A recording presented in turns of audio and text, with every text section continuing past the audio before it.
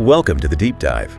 We cut through the noise in high-stakes industries to bring you, well, the sharpest intelligence, actionable stuff. Today we're strapping in for a deep dive into a field that's incredibly critical and highly compensated in life sciences right now: drug metabolism and pharmacokinetics. DMPK. So our mission today, looking at all the research we've pulled together, is basically to give you a clear strategic roadmap. We're going to unpack the specific skills you need, pinpoint the geographic hotspots, and detail the market incentives that really set you up for success in DMPK, like right now in 2025. But before we jump into the market dynamics, let's just quickly define it, because it's easy to see why it's so central, right? DMPK is the science asking, essentially, what does the body do to the drug? It tracks how a compound gets absorbed, distributed, metabolized, and excreted. That's the famous ADME acronym you hear about.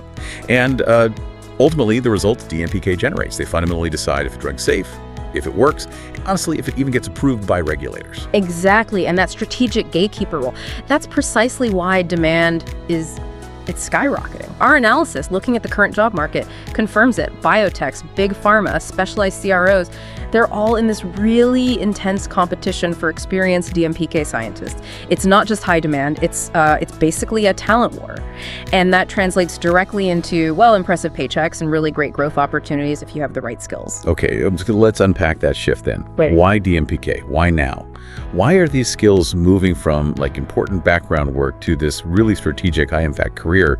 It feels like the industry suddenly woke up and decided this data is the absolute linchpin, not just another box to check. Yeah, what's fascinating is it's not just one thing. It's more like a perfect storm of how the industry is evolving. So first, the whole drug development pipeline is shifting. It's focusing much more on innovative, data-driven therapies. Companies are trying to move away from the old trial and error stuff and lean really heavily into prediction. Second, and this is critical, is the huge growth in new types of drugs, new modalities. We're not just talking small molecules anymore. You've got the rise of biologics, gene therapies, and these really complex compounds like ADCs, antibody drug conjugates. Yeah. They've just exploded the complexity of ADME assessment. Think about an ADC. You're not tracking one drug. You're tracking the antibody, the linker, and the cytotoxic payload. They all metabolize differently. It requires totally new approaches, and frankly, not many people have that deep expertise yet. That's a fantastic point on ADCs. It really is a paradigm-shifting complexity, isn't it? Absolutely. And tied right into that is regulatory pressure. Regulators globally are demanding what's called model-informed development. This leans heavily on strong PK/PD data, pharmacokinetics, pharmacodynamics. So instead of just running trials and reporting what happened, companies now have to use predictive modeling. They use it to justify dosing, who gets the drug, even how the trial is designed. And this drastically increases the strategic influence of the DMPK scientists because they generate the data feeding those crucial models. Right. So if you're listening and you're in this field or maybe thinking about moving into it, the key takeaway seems to be employers aren't just looking for bench scientists anymore. Yeah. Not someone who just runs lab assays. They're hunting for strategic thinkers. Scientists who can pull data together from different areas, connect the early chemistry to later toxicology and clinical findings, and actively influence those big multi-million-dollar decisions. Okay, so if that strategic impact is clear, let's get granular. What's the ideal skill set look like on paper? You mentioned it needs technical mastery, but also that collaborative mindset.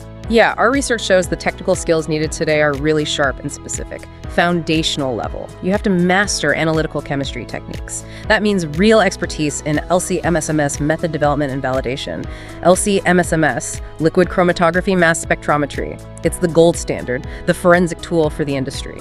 It lets scientists measure incredibly tiny amounts of a drug and its complex breakdown products, the metabolites, and biological samples. Super sensitive. This is just non-negotiable. Then, moving beyond just measuring things, you need the interpretive skills. That means solid in vitro, so cell-based, and in vivo animal or human ADME studies. Enzyme kinetics too. How fast is the drug broken down?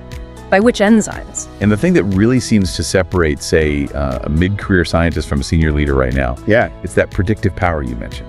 Exactly. The next level up, technically, is mastering PK/PD modeling and simulation. This is the predictive engine. It's what helps companies translate data from, a petri dish or a mouse study directly into figuring out the right dose for humans in the clinic. Being able to run and interpret these simulations, it saves years, potentially billions of dollars in development. Hugely valuable.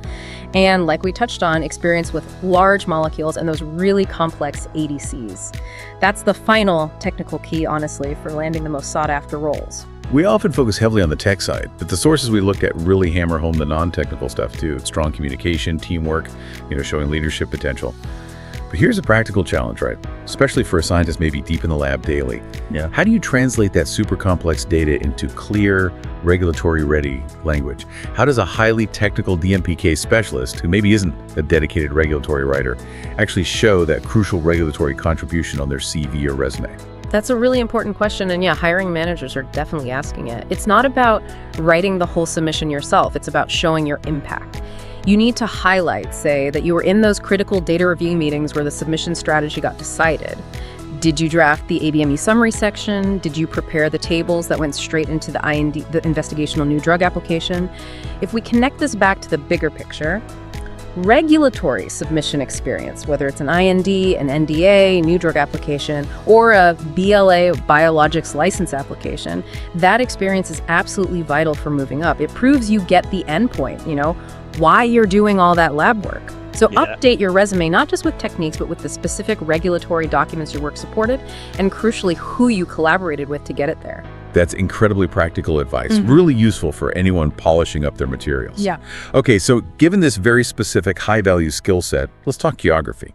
If you're that highly sought-after professional, where are these jobs clustered? And does location sort of dictate the type of work you might end up doing? Yeah, the opportunities are still pretty clustered geographically, which means being open to relocating or even a hybrid setup significantly expands your options for these high-value roles. The consensus from the material. Boston and Cambridge, Massachusetts, they really live up to that reputation as the DMPK capital of the US.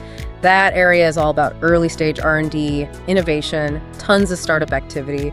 It's basically ground zero for discovery stage DMPK scientists. Then, moving west, San Diego is flagged as a great hub, often targeting maybe mid-career scientists, someone looking to make that jump from the bench to, say, associate director. And the broader Bay Area in California. Still very strong demand there too, heavily focused on novel early discovery programs, often with those venture-backed biotechs. Right, so it sounds like those are the places if you want to be right on the bleeding edge of R&D. But the market isn't totally static, is it? It seems to be expanding beyond just those big coastal hubs. Precisely.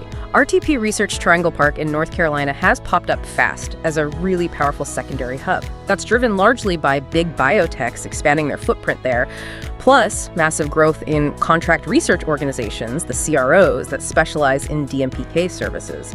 So there, the focus might shift a bit more towards later stage development, maybe managing outsourced studies, high throughput work, and we are seeing a growing need in some Midwest hubs too, often linked to pharma manufacturing scale-up or research spin-outs from big universities. There, the focus might be more on optimization or manufacturing support. So yeah, the type of DMPK role can definitely vary by location. Okay, beyond location, we'll talk incentives, market incentives. We know it's a candidate's market, but how does that actually translate into compensation and benefits in 2025? Like, are the benefits packages at these smaller, maybe more innovative biotechs truly competing with the big established pharma companies now? That's a sharp question, because traditionally, yeah, big pharma offered the stability, but biotechs, they're closing that gap aggressively.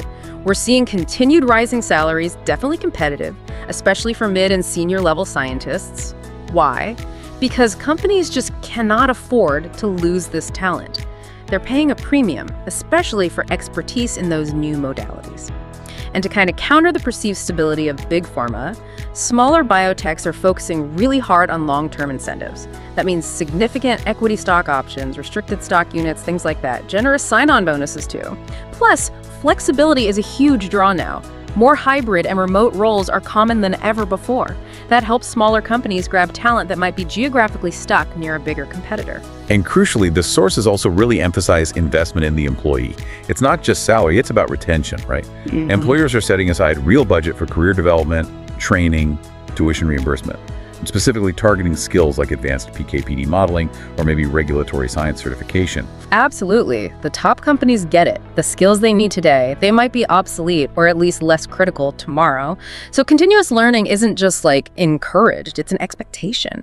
And it's a funded benefit that ensures the scientist stays cutting edge and hopefully feels committed long term. All right, let's shift focus now to long-term strategy. The job market now rewards the skilled, sure, but staying skilled. That takes continuous proactive effort. What concrete steps should someone listening take, like right now, to make sure their career keeps heading upwards? Step 1 has to be targeted investment in continuous learning. You need to identify your skill gap. If you're strong analytically, maybe invest in advanced courses in PK/PD modeling or regulatory science. If your background's mostly small molecules, start actively learning the nuances of biologics DMPK. This isn't just passive professional development, It's an active career hedge, protecting your future value. Then, beyond the formal learning, you have to broaden your professional story. Build that cross-functional awareness and actively show it off. Don't just stay in your silo. Detail experiences where you work directly with chemists to tweak a molecule, or toxicologists to figure out safety margins, or with clinicians to nail down a dosing schedule. You have to prove you're the data integrator. And circling back to that absolutely vital regulatory point, if you don't have a director title yet, how do you actually show leadership and impact? Yeah, good point. You can demonstrate leadership potential by, say, mentoring junior colleagues on tricky assays, or by leading small, maybe cross-functional project teams that are just responsible for a single data report. And make sure your CV clearly spells out your submission experience. Specify the development phase discovery, pre-IND, phase 1 that your data actually supported.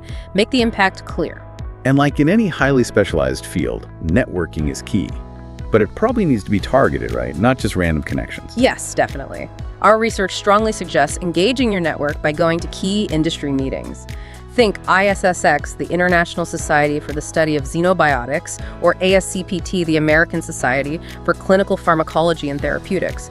These are the places where you connect directly with the hiring leaders, the decision makers, not just HR filters. And finally, especially for higher level moves, or maybe getting access to those roles that never get advertised, or just getting expert advice on how to position yourself, partnering with a specialized life science recruiter. That can give you invaluable insider intelligence in this kind of competitive market. Okay, so wrapping this up, what does this all mean for you, the listener? Well, the core takeaway is clear. DMPK isn't just central to drug development anymore. It's rapidly becoming the strategic foundation, especially as all these new types of drugs, new modalities flood the pipeline. The skills that get rewarded most, they're specific. Technical chops in LC, MSMS, and PK/PD modeling, yes, but combined with proven regulatory filing experience, particularly in complex areas like ADCs. And the market, it's highly rewarding, especially in those geographic hotspots like Boston and San Diego, but really for anyone willing to embrace that cross-functional complexity and commit to continuous learning. And this brings up, I think, an important question for pretty much everyone in drug discovery, no matter what your specific role is. Since regulators are increasingly demanding this model-informed development to justify clinical decisions, the ability to synthesize technical data into strategic predictive models, that is fast becoming the most future-proof skill you can have. It really suggests that knowing about predictive modeling, how to interpret and apply these simulated outcomes well, that's going to become almost a basic requirement for success in every area of future drug discovery. It makes that transition from just generating data to being a strategic predictor. That seems like the ultimate goal. Fantastic analysis, a really insightful point to end on. And that is a wrap on our deep dive into the high-impact world of DMPK careers. We really hope this roadmap helps you navigate your next strategic move.